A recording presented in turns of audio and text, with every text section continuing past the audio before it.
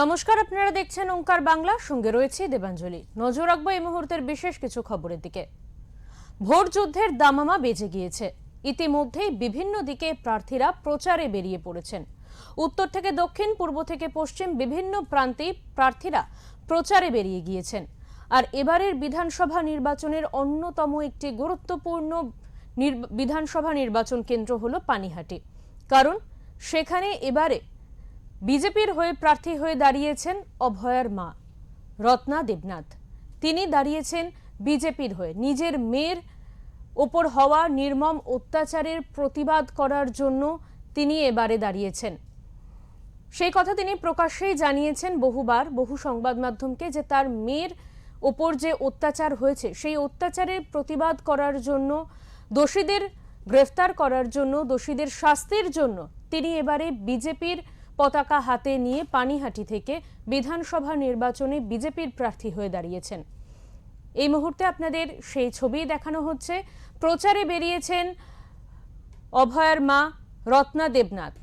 সেখানে তিনি প্রচার করছেন, মানুষের সঙ্গে জনসংযোগ করছেন, তার পাশাপাশি মানুষের কাছ থেকে তিনি ভোট প্রার্থনা করছেন। আপনারা সেই ছবি দেখতে পাচ্ছেন। পানিহাটির ১৯ নম্বর ওয়ার্ডে আজ অভয়ার মা তিনি প্রচারে বেরিয়েছেন। প্রচারে বেরিয়ে তিনি সেখানে মানুষদের সঙ্গে তিনি কথা বলছেন। তিনি নিজের মেয়ের দোষীদের শাস্তির জন্য তিনি এই প্রচার বা তার এই প্রার্থী পদে দাঁড়ানো। আমরা এই বিষয়ে বিস্তারিত জেনে নেব। সেখান থেকে রয়েছেন পানিহাটির ১৯ নম্বর ওয়ার্ডে, যেখানে অভয়ার মা এই মুহূর্তে প্রচারে রয়েছেন, সেখান থেকে রয়েছেন আমাদের প্রতিনিধি বিশ্বজিৎ হালদার। বিশ্বজিৎ, আমরা দেখছি সেই ছবি যে অভয়ার মা রত্না দেবনাথ তিনি প্রচারে নেমেছেন, বিজেপির হয়ে তিনি প্রচারে নেমেছেন। তিনি এবারে পানিহাটি বিধানসভা কেন্দ্রের বিজেপির প্রার্থীর পদে দাঁড়িয়েছেন। তিনি ঠিক কি বার্তা দিচ্ছেন, কি বলছেন তিনি সেখান থেকে, তোমার কাছ থেকে জানতে চাইবো বিশ্বজিৎ।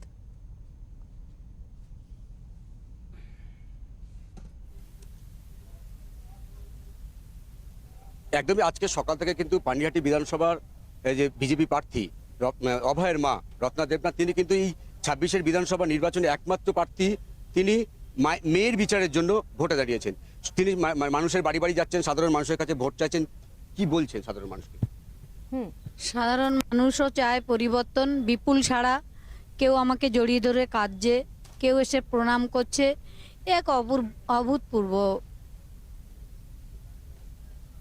আমি বলতে পারছি না ভাষায় সেটা। এবারে যারা একটা সময় স্লোগান দিত যে জাস্টিস ফর আরজি কর, জাস্টিস ফর অভয়া, সেই স্লোগানটা হঠাৎ করে বদলে গেল না? না, কোনো বদলায়নি। এখনো আপনি শুনতে শুনতে আসছিলেন হয়তো, justice for Abhaya, justice for RG Kar. এটা কোনোদিন বদলাবে না। এই যে এটা যতদিন না আমি বিচার পাবো ততদিন এটা থাকবে। এবং সারা বিশ্ববাসী সেই ২০০৯ সাল ২০২৪ সালের ৯ই আগস্ট কোনোদিন ভুলবে না, কোনো দিন ভুলবে না। আমার মেয়েটার চোখে জল ছিল না, ছিল রক্ত। এমন মৃত্যু তুমি করিও ধারণ, মরিলে হাসিবে তুমি কাঁদিবে ভুবন। তার মৃত্যুতে ভুবন কেঁদেছে, কিন্তু সে হাসি মুখে যেতে পারেনি। তার কোনো স্বপ্নই পূর্ণ হয়েছিল না। তাকে অন ডিউটি অবস্থায় তার হসপিটালে, তার নিজের বাড়িতে খুন করা হয়েছে। এবং তথ্য প্রমাণ লোপাটের সমস্ত পরিকল্পনা মাফিক আমাদের স্বাস্থ্যমন্ত্রী করেছেন, যাতে অপরাধীরা কেউ ধরা না পড়ে। তাই আমার লড়াইটা স্বাস্থ্যমন্ত্রীর বিরুদ্ধে।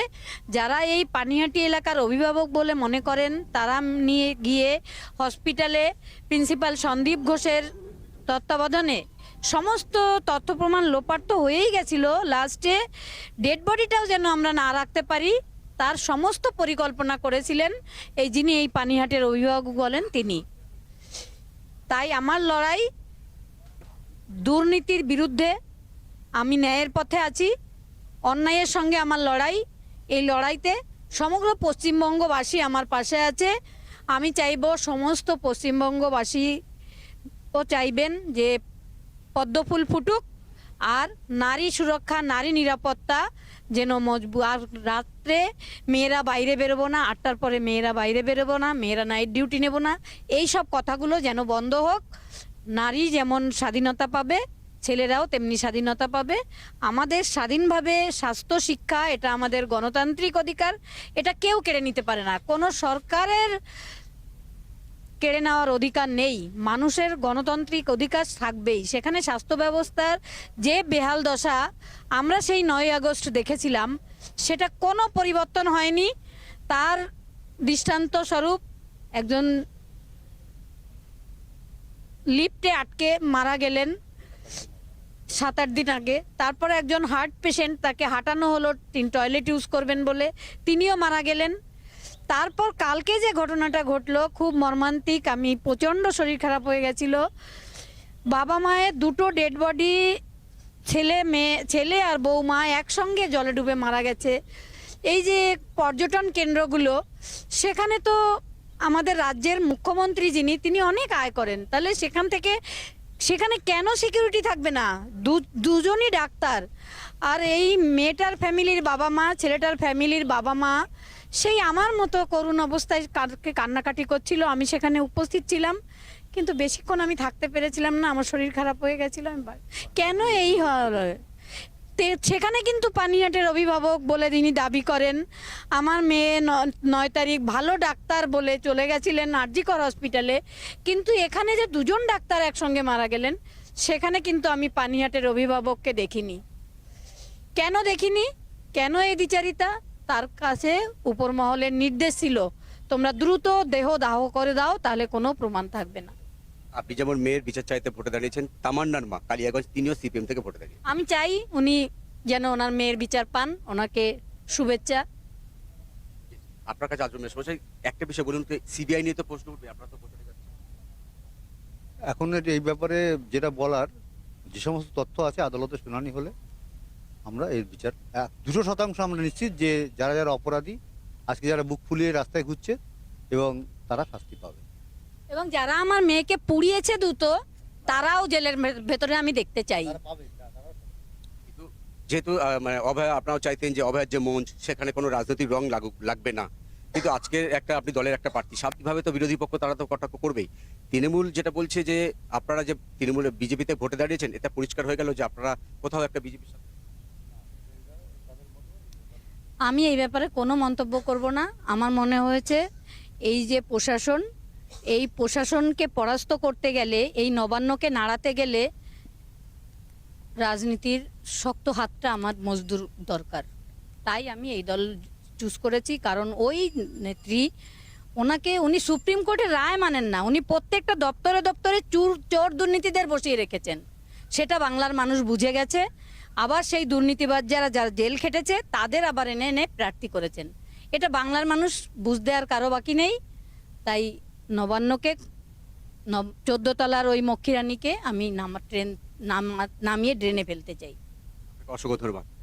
একদম অভয়ের মা যেটা স্পষ্ট বার্তা দিলেন, তিনি কিন্তু পরিষ্কার বলছেন যে মেয়ের বিচার তিনি চান, সেই জন্য কিন্তু তিনি ভোটে দাঁড়িয়েছেন। এবং কালিয়াগঞ্জে যে তামান্নার মা, তিনি ভোটে দাঁড়িয়েছেন, তারও জয় তিনি আশা করছেন। একদমই বিশ্বজিৎ, এর পাশাপাশি আরো যে বিষয় জানতে চাইবো যে সেখানে কিন্তু পানিহাটি বিধানসভাতে এবারে কিন্তু দাঁড়িয়েছে নির্মল ঘোষের ছেলে তীর্থঙ্কর ঘোষ, এবং তার পাশাপাশি বামের হয়ে দাঁড়িয়েছে কিন্তু কলতান দাশগুপ্ত। এই কলতান দাশগুপ্তকেও কিন্তু একটা সময় এই অভয়ের বিচারের জন্য রাস্তায় নামতে দেখা গিয়েছিল। সেখানে দাঁড়িয়ে অভয়ের মার কোথাও গিয়ে কিন্তু বিপক্ষীয় প্রার্থী কিন্তু কলতান দাশগুপ্ত, সেই বিষয়ে কি অভয়ের মা কিছু বলবেন?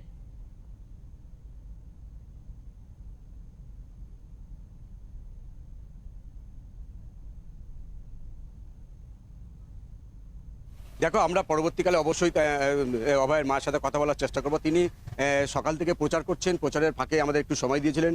যদি আমরা আবার তার সাথে কথা বলার সুযোগ পাই, নিশ্চয়ই এই প্রশ্নটা আমরা তাকে করব। কারণ কলতান দাশগুপ্ত আমরা দেখেছিলাম যে যখন অভয়ের যে গাড়িটা যখন আরজিকর থেকে আসছিল, তখন এই মানে অনেকে দাবি করেন যে কলতান দাশগুপ্ত এবং সেই সঙ্গে মীনাক্ষী, তারা যদি গাড়িটাতে আর না আটকাতেন, তাহলে কিন্তু এই যে অভয়ের যে ঘটনাটা এত বড় ঘটনার সামনে আসলো, সারা বাংলার লোক তারা সব দলমত নির্বিশেষে আন্দোলনে নামলেন, এটা হয়তো হতো না। এ বিষয়ে অবশ্যই করে কলতান দাশগুপ্ত যেহেতু এখানে তিনি পানিহাটিতে তিনি সিপিএম এর প্রার্থী, এবং সে বিষয়ে আমরা অভয়ের মার সাথে অবশ্যই কথা বলার চেষ্টা করবো পরবর্তীতে। একদমই বিশ্বজিৎ, অভয়ের মায়ের এই যে প্রচার মিছিল, সেই প্রচার মিছিলে মানুষের মধ্যে আবেগ কতটা দেখতে পেলে? তার কারণ একদিকে যেমন সামনে বিধানসভা নির্বাচন, তার একটা আবেগ কাজ করছে, তার পাশাপাশি অভয়ের মা যেখানে প্রার্থী সেখানে কিন্তু অন্য আরেকটা আবেগও কাজ করছে। অভয়ের উপর যে অত্যাচার হয়েছে সেই অত্যাচারের বিচার কোথাও গিয়ে এখনো পর্যন্ত কিন্তু সঠিকভাবে পাওয়া যায়নি। সেখানে গিয়ে তোমার কি মনে হচ্ছে কতটা বুঝছো তুমি মানুষের মধ্যে আবেগ কতটা রয়েছে?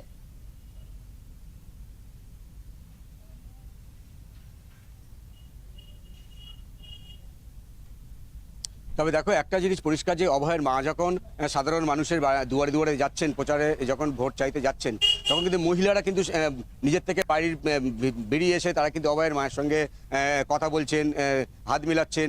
এবং মহিলাদের যে সাড়া, এটা কিন্তু পানিহাটিতে যে মহিলা যারা রয়েছেন তাদের সাথে কিন্তু আমরা যেটা কথা বলে বুঝছি। এবং যে প্রচারের সময় আমরা দেখছি অভয়ের মায়ের সঙ্গে আমরা দীর্ঘক্ষণ সকাল থেকে ছিলাম, তিনি যখন প্রত্যেকটা বাড়িতে যাচ্ছেন তখন দেখছি যে বাড়ির যারা মহিলা রয়েছেন, মহিলা ভোটার রয়েছেন, তারা বেরিয়ে আসছেন, তারা হাত মেলাচ্ছেন, কথা বলছেন। এবং অভয়ের মা নিজে মনে করেন যে পানিহাটির যে মহিলা ভোটার রয়েছে সেটা কিন্তু তাকে সমর্থন করবে, এটা তিনি নিশ্চিত। এবং তবে তিনি যেটা মনে করছেন যে পানিহাটির এবারের নির্বাচনে 26-এর বিধানসভা নির্বাচন কিন্তু পানিহাটি কিন্তু সম্পূর্ণ একটা আলাদা নির্বাচন, কারণ এখানে শুধুমাত্র অভয়ার যে বিচার, সেই বিচারের দাবিতে কিন্তু তিনি ভোটে দাঁড়িয়েছেন। এবং তিনি মনে করছেন যে অভয়ার বিচারের জন্য শুধুমাত্র পানিহাটির মানুষ তারা এক হবে, এখানে কোনো বিজেপি, তৃণমূল, সিপিএম কোনো রাজনৈতিক দল থাকবে না। একদমই অনেক ধন্যবাদ বিশ্বজিৎ তোমাকে।